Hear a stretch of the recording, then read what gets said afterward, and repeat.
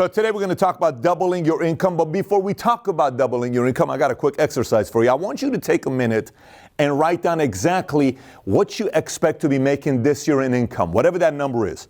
$48,000, $198,000, $2.6 million, $17 million. Write that number down.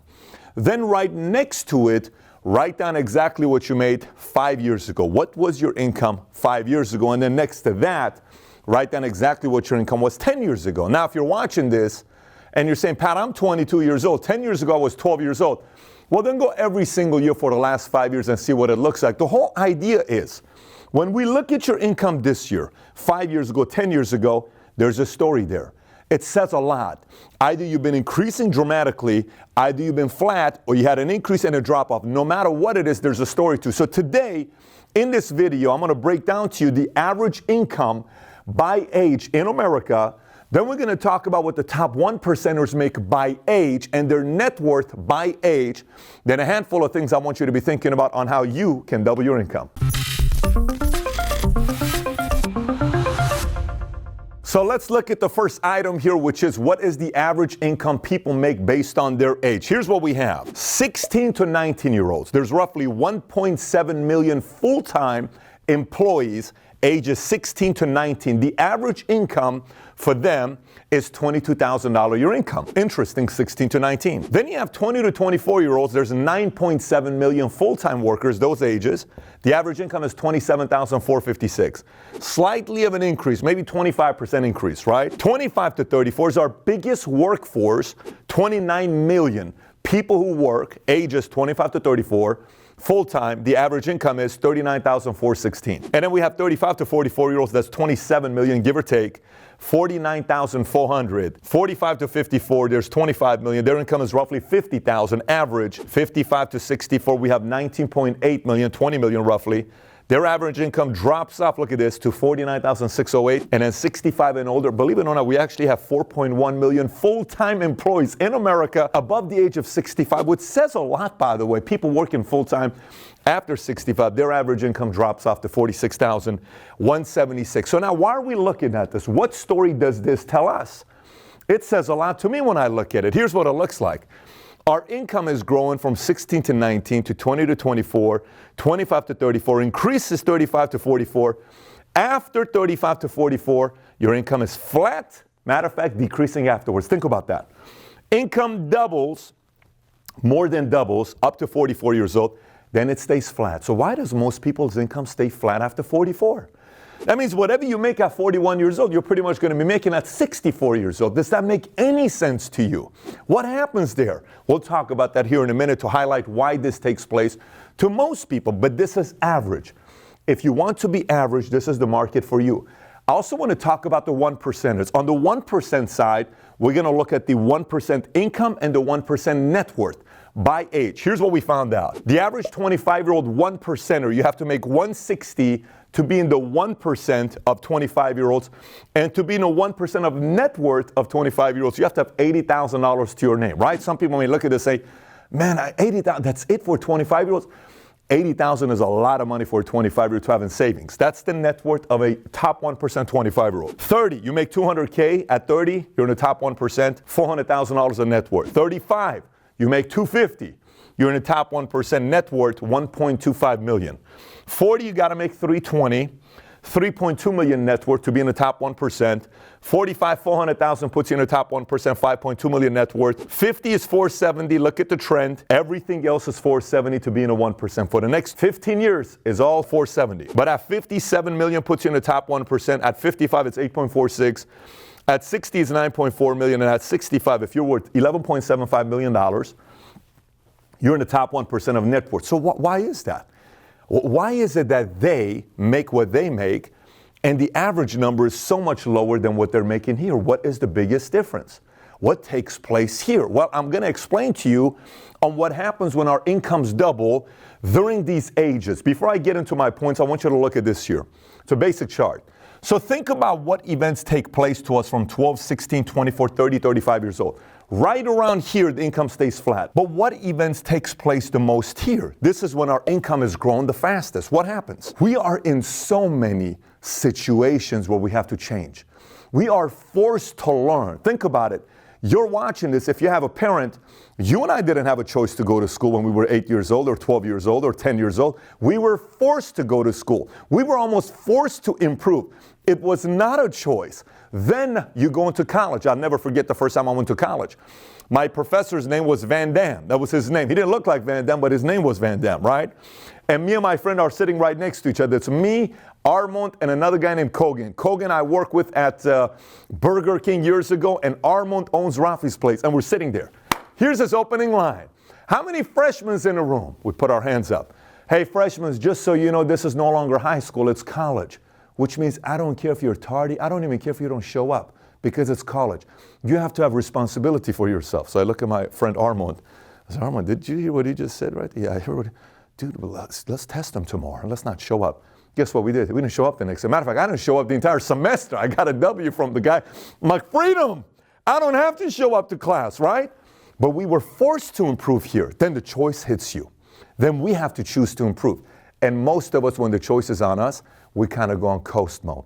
We no longer put that kind of pressure on ourselves. We're an adult. I don't have to be in that kind of pressure type situation. Entire high school is competitive. Entire school system is competitive. You're constantly having to change yourself to get better. Income grows. Then eventually we get to a point where we don't want pressure anymore. We stay cruise control. So watch this here. Point number one about doubling your income. Our income doubles the most when we recreate ourselves the most. If you recreate yourself, you get new results. If you stay the same person, old results. This mode is constant recreation mode. How many times did you go to school in high school? And there was a kid that was a nerd the year before. Think about it. How many times you went to high school when the kid was a nerd the year before, and then all of a sudden he shows up the next year, he went from nerd to being cool. What happened there? Off season, maybe he decided to get a girlfriend. Off season, maybe he started lifting weights. Off season, maybe he took some boxing classes. And then he comes back walking like this in 11th grade, like, dude, you were a nerd last year. What happened to you? He recreated himself. But that doesn't happen too often when we get here. We're the same from 40 to 55, 65 years old. You recreate yourself. Then again, recreate yourself.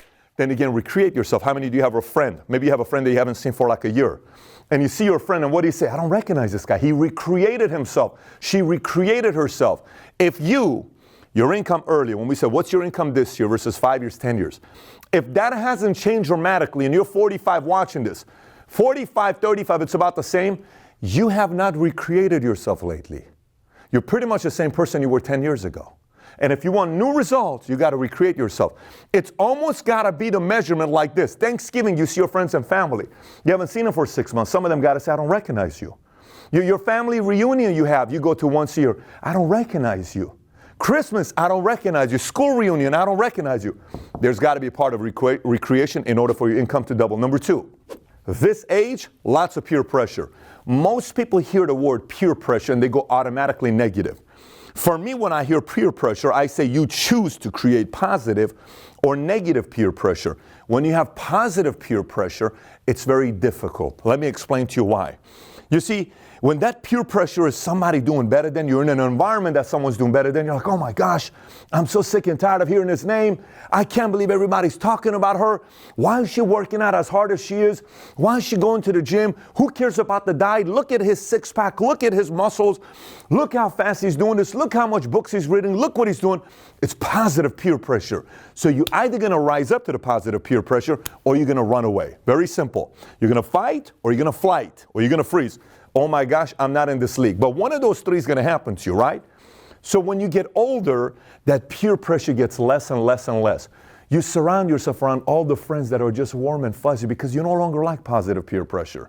If a friend makes more money than you unknowingly, hear me out, if a friend is way more successful than you and they put too much positive peer pressure, sometimes you push them away and you don't even know you're pushing them away. Let me say it one more time.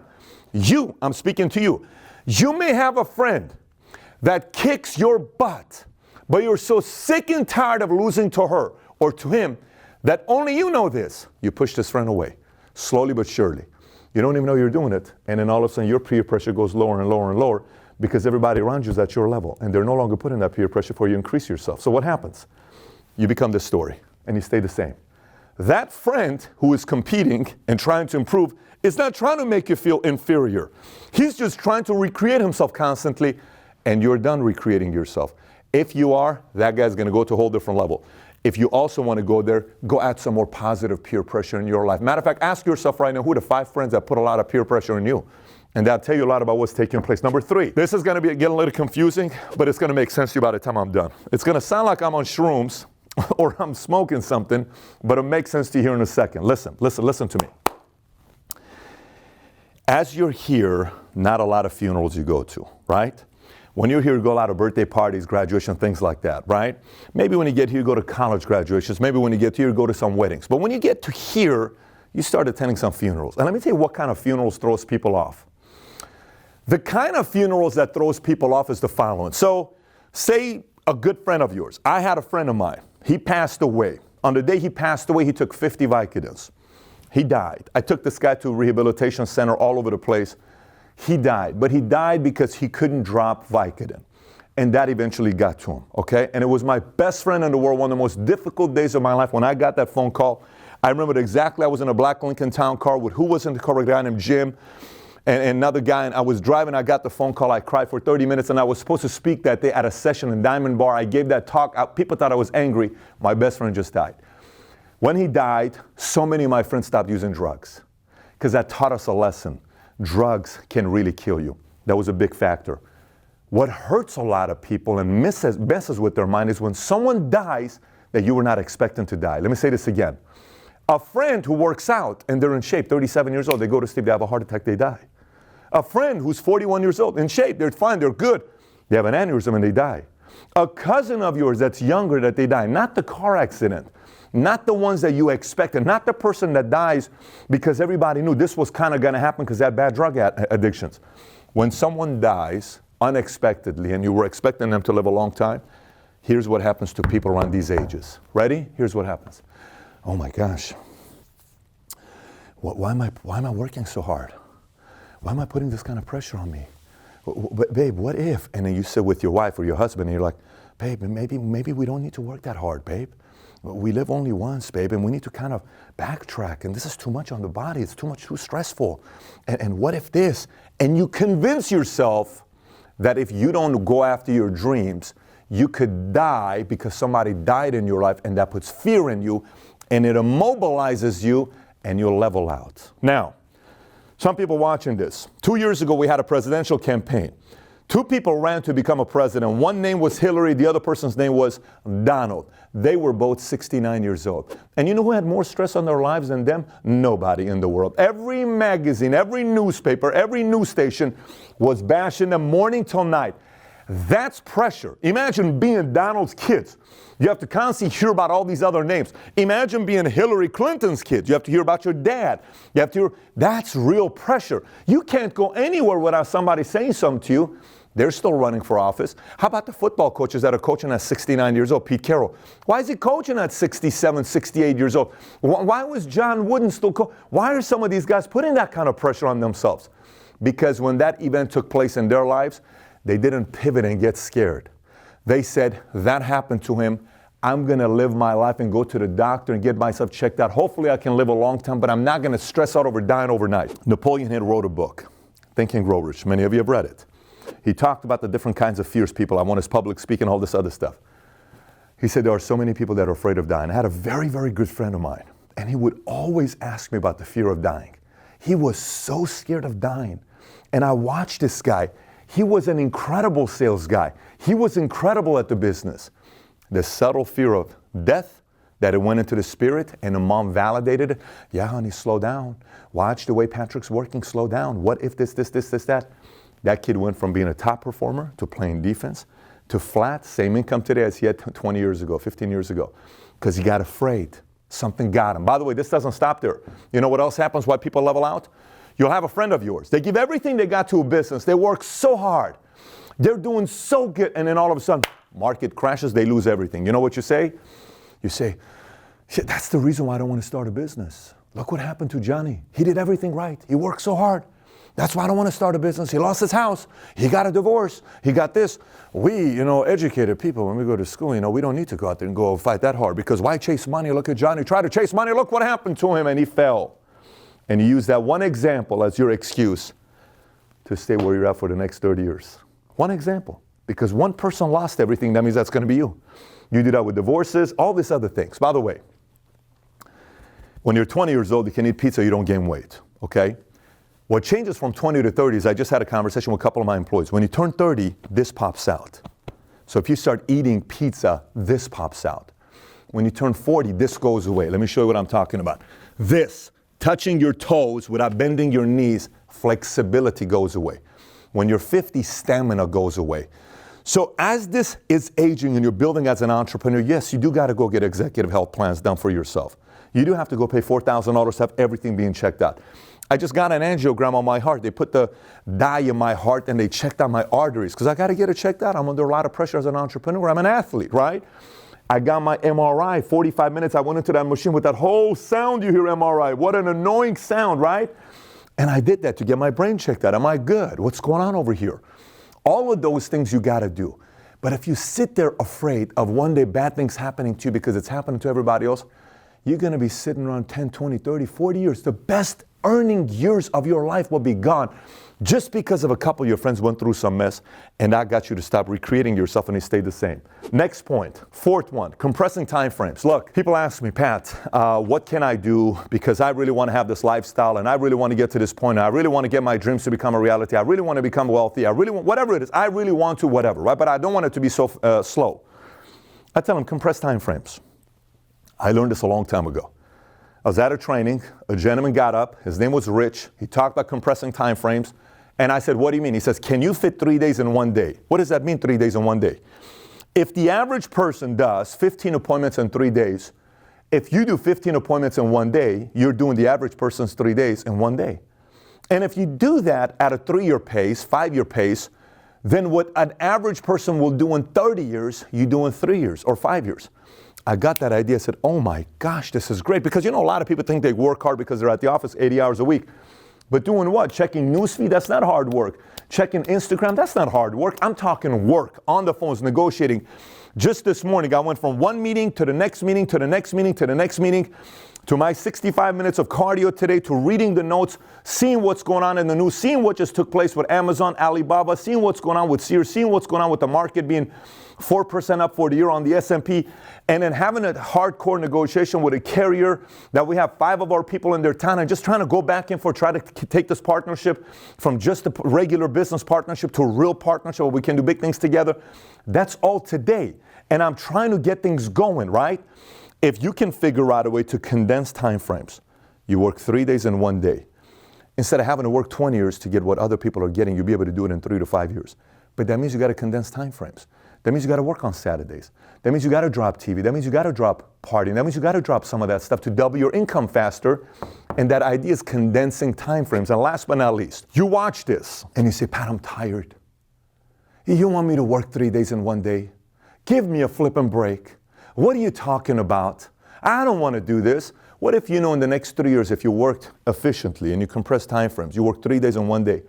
What if right now you're making $55,000 your income? What if 3 years from now? You get equity in a company because you're working so hard, you become a leader, and all of a sudden the buyout, you get a $1.1 million check. You get a $600,000 check. What if 3 years from now you're all of a sudden making $250,000 your income? What's $250 mean to you, by the way?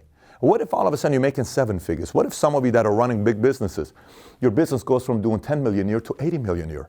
What if you do that? What if that does take place? What does that mean to your luck? At the end of the day, why an entrepreneur, why an athlete goes at the level they go? Some of these athletes are on the road 8 months out of the year, traveling, training, working out, flying, hotels, not their own house, not their own bed. You know when you sleep in somebody else's bed in a hotel, you don't sleep the same way you do in yours because your mechanism is protective. So you're always like, what is that sound? It's not the same as sleeping in your own bed. Why do people do this? Why do people put their bodies through this? What are they trying to do? At the end of the day, I have 3 kids. I have a 6, a 5, and a 2-year-old. At the end of the day, I have family. At the end of the day, I have certain things I want to fight for. At the end of the day, I have memories that I relive in my mind with my mom, my dad, my sister, Iran, school, Germany, refugee camp, all these memories. At the end of the day, I remember being the kid, afraid, concerned, filled with dreams. What if one day? What if one day? What if one day? What if one day? I don't know if I could do, but what if one day? What if one day? What if one day? At the end of the day, You're not doing this stuff to say, look at the money I made. I'm trying to show off to you. Look at my house. Because if that's the case, you die, you're replaced. A year from now, everybody forgets about you. Go back and look at who was a top boxer 10 years ago. No one remembers them. Go back and look about who the hero. It's not about that.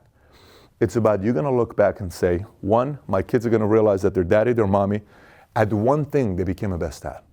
My mommy and my daddy taught me about character because they took what they do very seriously. They became prolific at what they did in their business, like some like this. Your kid goes to private school. You're there celebrating. Your kid becomes an attorney, a doctor. They become their own business owners. They watch how daddy worked. They watch how mommy worked. They see how diligent they are. They show the level of respect they have for other people on how they do business because they watched you do it. They realize, man, my dad worked on himself. My mom worked on herself. She wasn't just somebody that was going out there doing all this other stuff. And they realize, that's my mom. They're telling their peers, your kids' peers want to hang out with you. When the day comes when your kid is 35 years old, married, with kids, and as a grandpa, all you want to do is grandkids to be around you. I want my kids to want to bring their grandkids to me. And they're going to one day sit there and say, hey, this Christmas, whose house do you want to go to? I want to go to Papa Patrick's house. I want to melt. They're climbing all over me. We did a video the other day, me looking like I'm 80 years old. I already know what I'm going to look like at 80. And they're climbing all over me. And we're playing. Hey, Grandpa, tell me some stories. I'm pulling pranks on them. I'm joking with them. I'm kind of seeing how they are and just having a blast. And the family stays together. All this stuff you're doing, you're not doing it to say, I'm better than you and all this other stuff. You're doing it because with your time that you have, your 60, 70, 80, 100, 120, whatever your years is, you're going to be able to make the maximum impact you can. So the blood, your people, your family, look at you and say, my dad, my mom is a man, a woman of character. I want to one day live a life like them.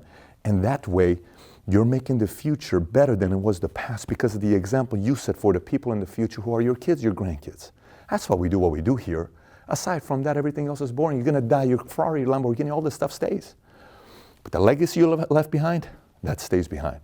And that's the real value of why you may want to consider yourself fighting to get into the 1% and constantly recreating yourself because the future looks brighter. With that being said, I got 3 things I want you to be doing. Number 1, I want you to send me a tweet and tell me exactly what you're thinking right now. I want you to tell me exactly what you're thinking right now after watching this video. I want to hear your feelings, your thoughts, what's on your mind. 2, I want you to watch this other video called How to Increase Your Net Worth. It goes a little bit deeper into how to increase your net worth.